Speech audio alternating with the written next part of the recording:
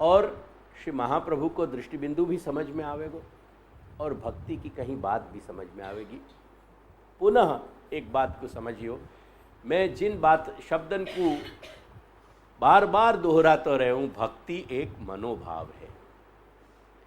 या central theme को पकड़ के चलोगे तो ये बात तुमको ध्यान में रहेगी।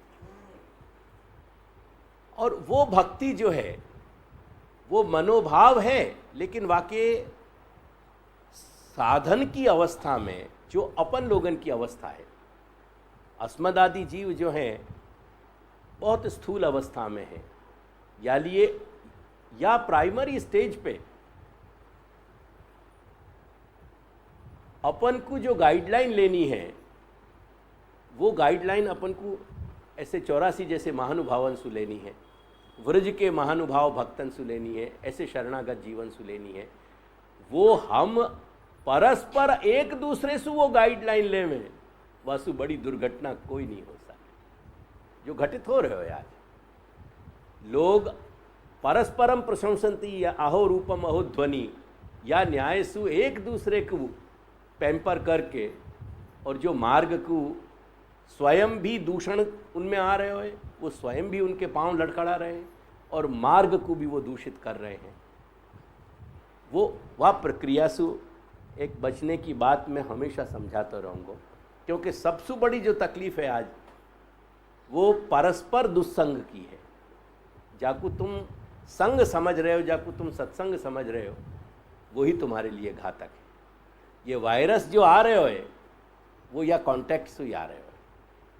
अंग्रेजी में या के लिए शब्द है ये संक्रमण के लिए कॉन्टेजियस।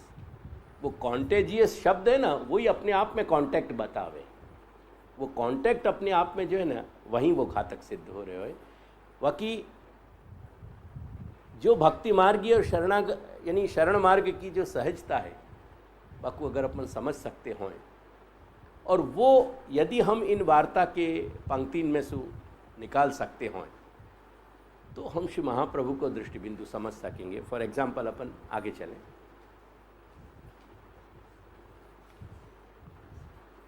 देखो,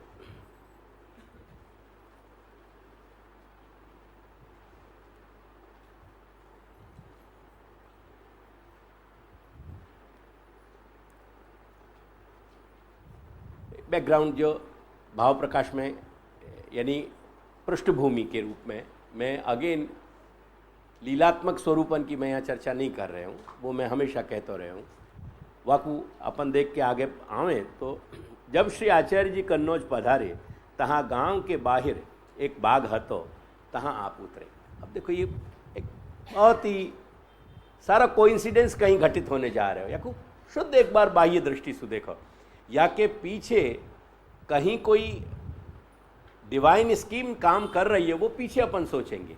पहले एक सामान्य घटना चक्र के रूप में देखो कि ये बिल्कुल कहीं कोई इंसिडेंस घटने जा रहे हो। वो जो मैंने स्पार्क की बात अभी करी, वही बिंदु को मैं यहाँ साकार कर चाह रहे हूँ। जब श्री आचार्य जी कन्नौज पधारे तहाँ गांव के बाहर एक बाग हतो, तहाँ आप उतरे और कृष्णदास को गांव में पठाया। अब ये पुनः वार्ता की या शैली पे ध्यान रखियो। ये शैली में, और अगर 252 की तुम वार्ता पढ़ोगे, इन दोनों वार्तान की शैली में बहुत अंतर है। ये सारे के सारे पावर पैक्ड वाक्य हैं और बहुत छोटे हैं। ये शैली को, अंतर शैली को तुम यहाँ में ध्यान में रखोगे, तुम्हारी ये सारी बातें तुमको ख्याल में आएंगी। जो सीधो सामग्री ले आओ, पर काहू सो कहियो मति। ये वाक्य प्रायः वार्तान में रिपीट हो गए, काहू सो कहियो मत। अब ये वाक्य को अगर तुम समझने को प्रयास करोगे, और मैंने जो थोड़ी पृष्ठभूमि दी वो बात को समझने को प्रयास करोगे, श्री महाप्रभु को जो आचार्य रूप में ब्रह्मवाद को संस्थापन कियो, वह संस्थापन के और पुष्टि भक्तन को खोजने के पीछे मात्र केवल एक वेद के सच्चे अर्थ के साथ अन्याय हो रहे हो, और वाक्य संग न्याय होना चाहिए, वेद को सच्चे अर्थ आना चाहिए, केवल ये प्रयोजन नहीं है, लेकिन या के साथ कहीं भगवत लीला को प्रयोजन है। मेरी बात को फिर से समझियो। श्री महाप्रभु को पूरा लक्ष्य जो है कहीं अपने अंदर एक लीला बोध जागृत कर लेना।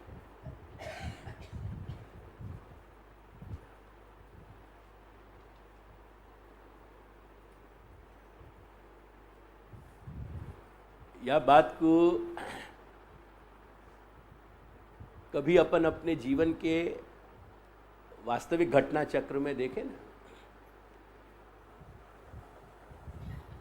तो जब जीवन में जो भी अपने लाभ हानि सुख दुख उच्चावचन ये घटना चक्र चल तो रहे, मनुष्य मात्र के जीवन में ये चले। और ये एक भूल भुलैया जैसी है। अगर भूल भुलैया के लेबिरिंथ के तुमने चित्र देखे हों कहीं, या आजकल बहुत सरल है नेट पे, या बात को देखो अपने बच्चांशु निकलवा के देखो, वो लेबिरिंथ के जैसे चित्र हों ना, या तरह की ये जीवन की भूल भुलैया हैं पूरा ये घटना चक्र। वह घटना चक्र में अंदर चल लो और वाकू एक ऊपर पैनोरामिक व्यू से देख लो, या में दोनों में अंतर है। जब अपन वह वास्तविक वह चक्र में सुख दुख के लाभ हानि के वह उच्चावचन के चक्र में सु घूमते हो ना, चक्र व्यूह में सु, तो कुछ अपनी विचारधारा और अनुभूतियां अलग होंगे। और वही बात को जब अपन ऊपर से विहंगम दृष्टि से एक पैनोरामिक व्यू से जब देख लें ना, तो वहाँ में सब चीज़ें अपन को नज़र आने लगे, वहाँ में उलझन नहीं हो गए। तो जीवन को समझने के और देखने के ये दो दृष्टि बिंदु होंगे। मनुष्य कहीं भी या भूल भुलैया से बच नहीं सके। जो लोग ऐसी धारणा रखते हो ना, वो शेख चिल्ली की तरह धारणा रखें, वो दिवा स्वप्न देख रहे हैं। जीवन कहीं कोई को भी जीवन या भूल भुलैया के बगैर हो ही नहीं है। तो कहीं ना कहीं बाकी भूल भुलैया हो ही हो, पर वह भूल भुलैया में रह के जो अपन जितने भी सुखद और दुखद, जितने भी अनुकूल और प्रतिकूल अनुभूति के क्षण बिता रहे हैं, जहाँ में अगर कुल मिला के देखें तो कहीं हमारी प्रतिकूल अनुकूल जो अनुभूतियाँ हैं उनके क्षण ज़्यादा हैं, अनुकूल अनुभूति के क्षण इतने ज़्यादा नहीं हों कुल मिलाकर। लेकिन जब यही बात को अपन एक झरोखा से ऊपर से बैठ करके जब यहाँ पे सोचें ना, तो ये सब बातें अपन को कहीं एक एक एक खेल की तरह दृष्टि में आवें। वही चीज़, वो पूरी स्क्रिप्ट अपनी सरल हो जाए। मैं कहना ये चाह रहा हूँ कि जीवन की वास्तविकता को कहीं भी इनकार नहीं किया जा सके, लेकिन एट द सेम टाइम वह वास्तविकता के कारण अगर कहीं दुखद अनुभूतियाँ ज़्यादा हैं, अगर कहीं प्रतिकूल अनुभूतियाँ ज़्यादा हैं,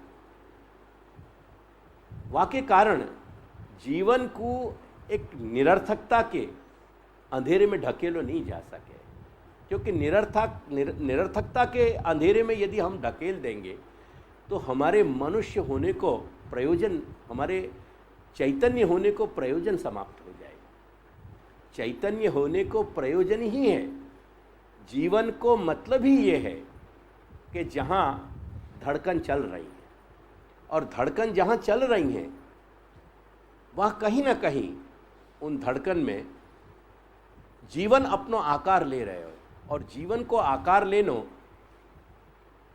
मृत्यु नहीं है, समापन नहीं है, फुल स्टॉप नहीं है।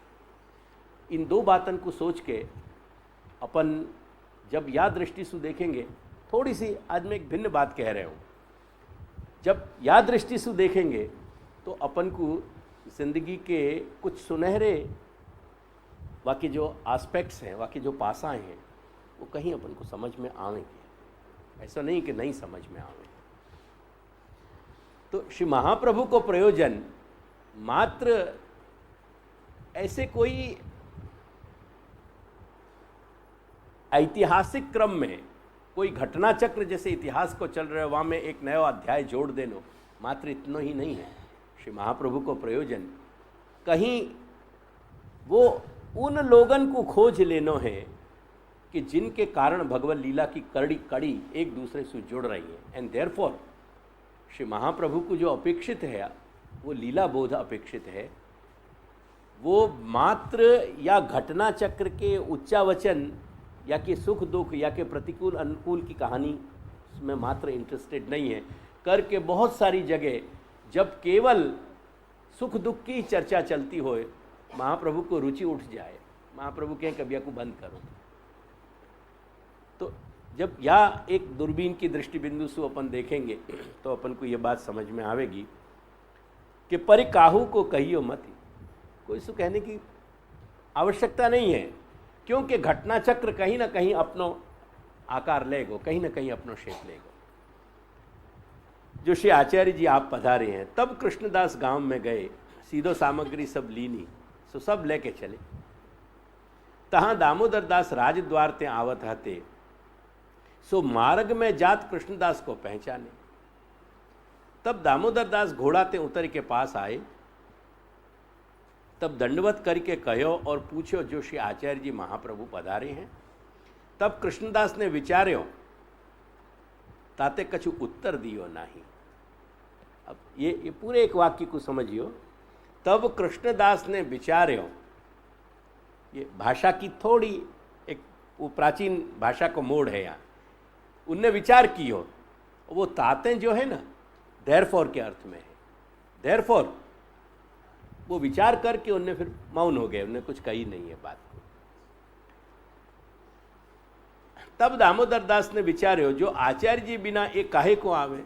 अब उनने अपनो ऊह कियो कि कृष्णदास मेघन अगर यहाँ है, दैट मीन्स कि श्री महाप्रभु के बगैर इनके आने को कोई प्रयोजन नहीं है। कुछ लोग जो हैं श्री महाप्रभु के संग रहते, और यह बात को मैं एक आध वार्ता के बाद फिर समझाऊंगा कि श्री महाप्रभु के संग रहने के कारण क्या वो कृष्ण सेवा को, सदा कार्य को पालन कर पाते थे या नहीं कर पाते थे, क्या उनके संग अपने स्वरूप को पधरा के रहते थे या वाकई पूर्ति श्री महाप्रभु के संग ही मानते थे, इत्यादि।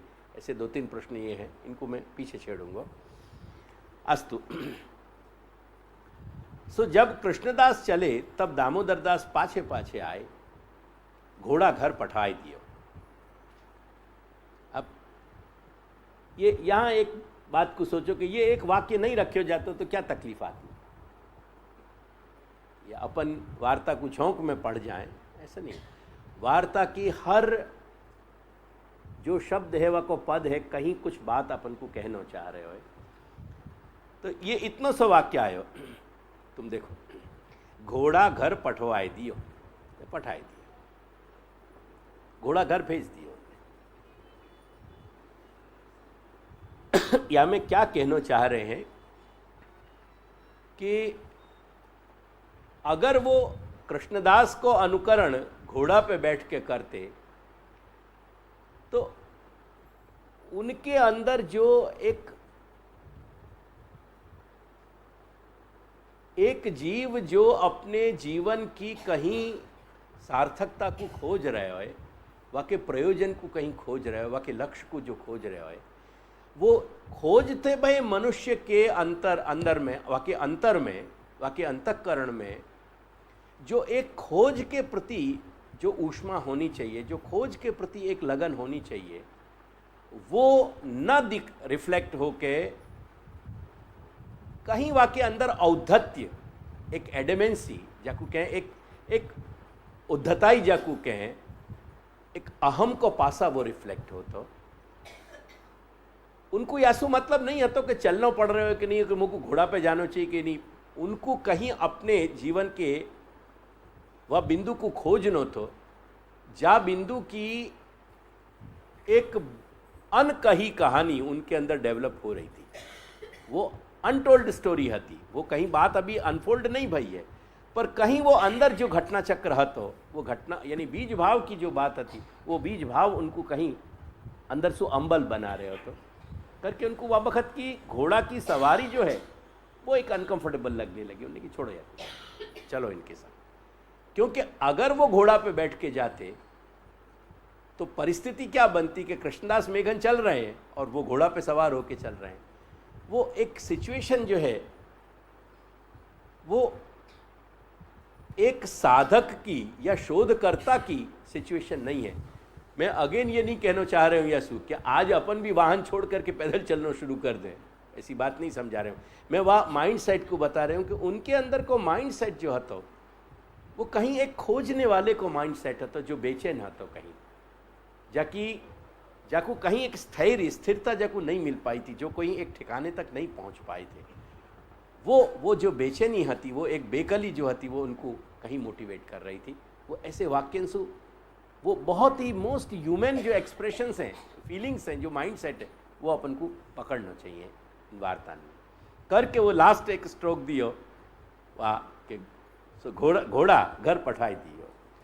तब कृष्णदास को और दामोदर दास को दूर ते आवत श्री आचार्य श्री ने देखे। तब दामोदर दास ने दंडवत किए। तब कृष्णदास से श्री आचार्य जी ने पूछी, जो तेने वासो क्यों कहो?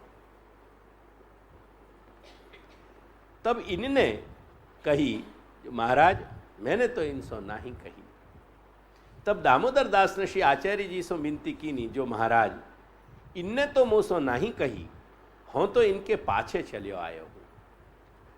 अब अगर वाक्यन को जोड़ने को अपने अंदर थोड़ो अनुसंधान, ये आदत अगर अपने अंदर डेवलप होए ना धीरे धीरे, तो घोड़ा पठाए दियो और इनके पाछे चलो आयो हूँ, वो दोनों वाक्य अपन को मिल जाएंगे। वो ऊपर को जो घोड़ा पठाए दियो वो वो सापेक्ष वाक्य है, तो वो बिल्कुल ऑल ऑफ ए सडन आयो। तो क्यों आयो वो वाक्य? वो अपन को एक अपेक्षा कर रहे हो, तो वो कोई चीज़ से जुड़े, वो रिलेटिव है। तो वाक्य रिलेशन को अगर अपन नहीं सोचेंगे ना, तो कहीं अपन कोई चीज़ को मिस कर रहे हैं। वो रिलेशन, वो वाक्य की जो आकांक्षा थी ना, वाकु ये वाक्य पूरा कर रहे हो, ये साकांक्ष वाक्य है। तो ये ऐसे वार्ता में अंशन को कहीं मिलानो पड़े। अगर अपन नहीं मिलाएंगे तो वह को फोर्स, वह को थ्रस्ट अपन को नहीं समझ में आएगा। क्या लाए करके कह रहे हैं कि हो तो इनके पाछे चले आए हो। वो घोड़ा पे पीछे आने की बात है ना, वह में फोर्स नहीं आता। पीछे आने को मतलब अनुकरण को है कि मैं तो इनके साथ साथ चलो आयो। वो साथ चलने की जो बात है ना, वो अगर कृष्णदास पाँव से चलते और ये दामोदर दास अगर घोड़ा पे चलते, बात नहीं घटित होती। वो एक सिनेरियो घटित नहीं होता पूरा। तो ख्याल है ना, बहुत अच्छे जो सक्षम डायरेक्टर्स होंगे ना, वो डायरेक्टर्स हर फ्रेम के स्केचेस बनावे। अगर सत्यजीत रे की थोड़ी जीवनी तुम पढ़ो या नेट पे देखो तो तुमको ये बात समझ में आएगी कि सत्यजीत रे अपने हर शॉट को स्केच पे लाते थे, स्केच करते वक्त कि वो कैसे, वो शॉट, वो फ्रेमिंग कैसे पिक्चराइज की जाएगी, वाकई सिनेमेटोग्राफी कैसे होएगी, वाकू स्केचेस में ड्रॉ करते थे। वो उनकी आदत होती है। विश्व के बड़े हैवीवेट डायरेक्टर्स में माने गए हैं सत्यजीत रे। तो ये स्केच अगर अपन क्रिएट करें तो स्केच अपन को समझ में आवे कि एक व्यक्ति कृष्णदास मेघन आगे चल रहे हैं, वहाँ के पीछे जो है दामोदर दास जी घोड़ा पे चल रहे हैं। बहुत ही ऑड सिचुएशन क्रिएट हो जाए। वह पूरे जो अपने मानस पे अगर चलचित्र चल रहे हो, वहाँ में अगर वो फिल्म अपन देख पा रहे हैं कृष्णदास मेघन की आगे चलने की और दामोदर दास की घोड़ा पे पीछे चलने की, तो वो सिचुएशन बहुत ही इनकन्सिस्टेंट हो जाती। वो बात पूरी अपने मन में कहीं वो पल्पेशंस, वो यानी वह को टच नहीं कर रही है, वो पल्पिटेट नहीं कर रही है। वह यदि वाह वाक्य से जब या वाक्य को मिलाएंगे तो वह में एक लाइफ क्रिएट होगी। वह के अंदर एक ह्यूमन ड्रामा आवेगा पूरा, जो वह को जीवंत करेगा कि हो तो इनके पाछे चले आए हूँ। अब ये वाक्य कहने के लिए अगर वो घोड़ा पे आते तो ये सेंटेंस फिट नहीं होता। ये उनको जो डायलॉग है, संवाद है, ये मीनिंगलेस हो जाता है। क्या लाया या विजुलाइज करें अपन। पाछे श्री आचार्य जी ने दामोदर दास से पूछी, जो पत्र पायो है सो लायो है। अब वो घटना, वो जो कहीं नहीं अपन को वार्ता में कहीं नहीं कही जा रही है, कहीं भी वह को उद्घाटित नहीं किया गया, ऐसा एक अननोन एलिमेंट रेफर किया गया। जो घटना उनके संग घट चुकी थी संगम के वहाँ स्नान के वक़्त में, वह घटना को रेफर किया गया। तब दामोदर दास ने विनती की नी, जो महाराज पत्र को कहा काम है। तब श्री आचार्य जी आप कही, जो तो को आज्ञा भई है, जो पत्र बाँचे ताकि शरण चाहिए। अब ये क्या है? ये वो बीच के वो यानी बीच की ये जो लिंक्स हैं, ये वो कड़ियाँ हैं जो बड़ी कड़ी को परस्पर जोड़ रहे हैं। ये बड़ी कड़ी को जोड़ने वाली बहुत छोटी छोटी कड़ियाँ हैं, अन्यथा वो चक्र, घटना चक्र पूरा नहीं बैठेगा। श्री महाप्रभु सु दामोदर दास के मिलने को जो पूरा एक क्रम है, वो पूरी जो एक श्रृंखला है, वह श्रृंखला की बड़ी कड़ी या छोटी सी कड़ी को अगर नहीं जोड़े हो जाए तो नहीं जुड़ेगी। जो बह तो बह, उनके हाथ में एक पत्र आयो, बराबर। तब पत्र मंगवायो, तब श्री आचार्य जी ने पत्र मंगवायो हतो सो बाँच्यो, पाछे वाको अभिप्राय दामोदर दास सो कहो। अब एक बात को फिर ध्यान दो, यहाँ पत्र के कंटेंट्स को यहाँ नहीं कहा गया, कहीं भी वाको प्रकाशन में नहीं लाया गया है। ख्याल आया कि नहीं? क्या या को मतलब क्या निकलेगा को कि कुछ बात जो है वो एक अनसेड डायलॉग के रूप में है, अनुक्त सिद्ध जो है, यानी ये संवाद है, संवाद भयो पर वो अनुक्त सिद्ध, यानी अनुक्त संवाद भयो। वो संवाद क्या हतो श्री महाप्रभु के और जो शरण में आने वाला जो जीव है, यानी जो वाको मार्ग में आने को जो पात्र है, जो अधिकारी है, वो मात्र मार्ग पे प्रवेश करने वालों, मार्ग पे पदार्पण करने वालों जो पात्र, जो अधिकारी, साधक, और जो वह साधक को वो साधना सिद्ध कराने वालों जो व्यक्तित्व है श्री महाप्रभु, उनके और उनके बीच में एक अनुक्त संवाद घटित हो गया। यह दूसरी बात अपन को क्या समझ में आई, हर जगह ये क्या है, एक पश्चिमी सभ्यता ने, जैसे पश्चिमी प्रभावन ने बहुत सारे अपने माइंड सेट में, यानी वाको ऑल्टर किया, अपने मानस को, अपने माइंड सेट को, अपनी चेतना में बहुत सारे परिवर्तन माने इंड्यूस किए। उनमें ये भी एक तत्व है कि हर चीज को रीजन खोजना। ख्याल आया ना? जिसे कल एक बहुत अच्छी बात लक्ष्मण बाबा ने पूछी, वो कहे कि मनुष्यन को तो इच्छा होवे, पर वेद में ऐसा आवे कि भगवान को इच्छा भाई, तो भगवान को इच्छा क्यों भाई? मनुष्य को तो इच्छा होवे।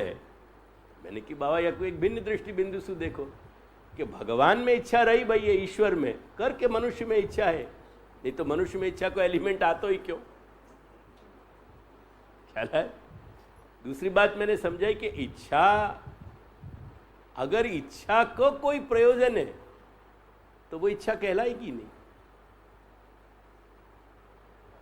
इच्छा शब्द बन्यो है इष्ट सु, और इष्ट को मतलब है वो गुजराती में तुमको ना मन गमतु। अब मन गमतु को क्या रीजन है, मुझको बताने को प्रयास करो। अगर अपन सब अपने अपने मन गमतु को सोचें कि वह को रीजन क्या, आई थिंक सो सबसे पहली विसंगति ये है वहां में, सबसे बड़ा कॉन्ट्राडिक्शन, कि फिर वो मन गमतु है क्या? अगर वो बुद्धि को विषय बन जाएगा तो फिर वो मन को विषय कैसे रहेगा? ख्याल आया कि नहीं? तो ये इनकंसिस्टेंसीज अपन को पश्चिम ने बहुत सारी दी हैं। तो वहाँ में एक ये भी है कि हर चीज को कारण खोज लेना, हर चीज की को रीजन निकालना, नॉट नेसेसरी। बहुत सारी चीजें, बहुत सारे घटना चक्र ऐसे हैं कि जो घटनाएं हैं पर जिनके रीजंस नहीं है, या नेसेसरीली अपन उनके रीजंस को खोज नहीं सक रहे हैं, या खोजने की अपने अंदर क्षमता नहीं, कुछ भी फिर वाकई लिए अपन बात कहें। लेकिन बेसिकली कुछ चीज जो है वो सापेक्ष नहीं होवे, वो निरपेक्ष ही घटित होवे। ऐसे ही ये घटना के वाकई कंटेंट्स क्या आते, वो एक निरपेक्षता लिए भाई है। वो निरपेक्षता लिए भय है। कर के वाक्य अंदर एक अकथित सौंदर्य है, वाक्य अंदर वह मिस्ट्री में एक ब्यूटी है। जब ब्यूटी को अगर अपन अपने कुतूहल से रेलिश करेंगे तो आनंद आप अपन को आएगा, अन्यथा वार्ता में कहीं अपन को न्यूनता दिखाई देगी। यहाँ एक दृष्टिबिंदु अपन को बदलने की जरूरत पड़े। तब श्री आचार्य जी ने पत्र मंगवाया હતો सो बाँचो पाछे वाको अभिप्राय दामोदर दास सो कहो, पाछे दामोदर दास को नाम सुनायो। अब देखो, वाको अभिप्राय दामोदर दास सु कहो और नाम सुनायो, ये दोनों घटना साथ घटित भाई है। इनको अलग भी लिखो जा सकता तो नहीं भी लिखो जा सकता तो, पर दोनों को लेखन है, उल्लेख है। यानी ऐसी बात नहीं है कि वह पत्र के कंटेंट्स नहीं बताए गए, अपन नहीं जान रहे हैं, दैट्स ओके, नॉट नेसेसरी कि अपन जान जाए। अपन क्यों वाकई जानने के अधिकारी हैं? कुछ ऐसे भी कंटेंट्स हों में कि जो दो व्यक्ति इनके अंदर बीच में घटित हो जाए। एक प्रेमी प्रेमिका है, अगर उनके बीच में कोई संवाद भयो है घटित, वो संवाद घटित भयो है, अगर याकू कोई ने जान भी लियो तो वो संवाद क्या है तो ये जानना क्यों जरूरी है?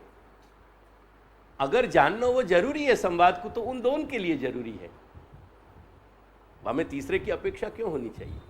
वो अनुक्त रहना चाहिए। वो एक जो बाकी मिस्टीरियस ब्यूटी है वो वाकई अंदर रही भाई है, लेकिन वो कंटेंट्स आते ये बात कम्युनिकेट हो गई, क्योंकि वाको अभिप्राय दामोदर दास तो कहो। तो ऊपर पत्र बाँच्यो, बाँचने को मतलब ऐसा नहीं कि वो कोई बात उड़ा दी नहीं गई, नहीं, बाँच्यो गयो, वो घटना घटी और वो घटना घटते भय, घटित होते भय वाको श्री महाप्रभु ने कम्युनिकेट कर दियो, एंड देयरफॉर वो कम्युनिकेशन हो गयो। तो वो जो एक तरह को दैव अभिप्राय हतो, वो जो एक दैव घटना चक्र हतो कि जो पत्र को बाँचे तू वाको सेवक होइयो, तो वो वहाँ वाको नाम दे दिया करके पाछे दामोदर दास को नाम सुनाए। क्या लाया? पाछे श्री आचार्य जी को दामोदर दास ने अपने घर पधराए। पाछे दामोदर दास की स्त्री हूँ सरणी आई। अब ये देखो, पाछे को जो रिपीटेशन है ना, वो घटना चक्र को एक अनुवर्तन चल रहा है, जो कंटिन्यूटी चल रही है, वो कंटिन्यूटी को कहने वाले वो पाछे शब्द है। वो पाछे को रिपीटेशन नहीं है। वो पाछे शब्द को कोई तकिया कलाम की तरह बोलने की आदत हो जाए।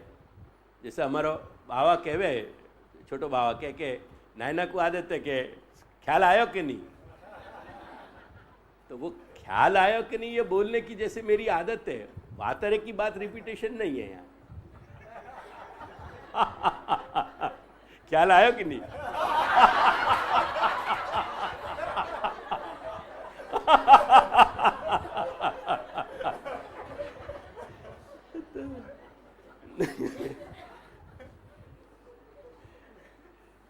तब दामोदर दास को और उनकी स्त्री को समर्पण करवाया।